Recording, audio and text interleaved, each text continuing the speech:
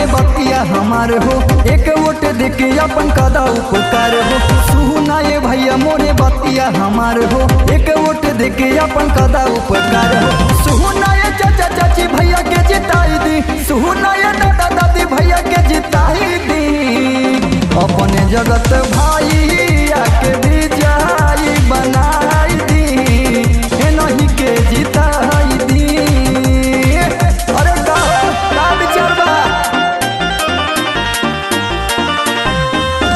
अपने जगत भाई के विजयी बनाई दी।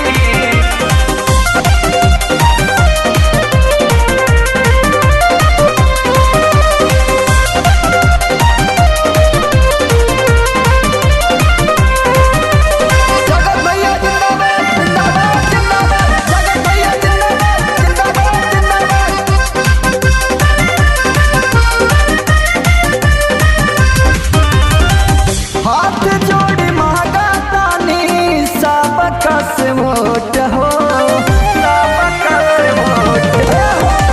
हाथ जोड़ी मांगा तानी सबका से वोट हो। सब लोग मिलके भैया करी हा सपोर्ट हो। एहो मोरे काका काकी भैया के जिताई दी, एहो मोरे भैया भाभी भैया के जिताई दी। अपने मतदाना से विजयी बनाई दी, अपने जगत भैया के विजयी बनाई दी।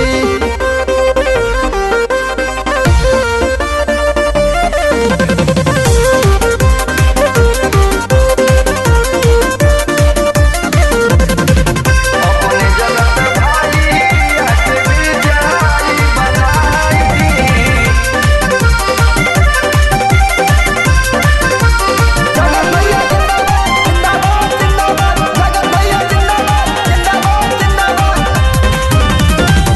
आशा विश्वास लेके आइल बानी पास हो, आइल बानी पास हो। आशा विश्वास लेके आइल बानी पास हो।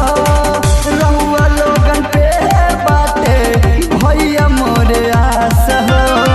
सोनू आनंद काहे अब की सहाय दी, अपने जगत भैया के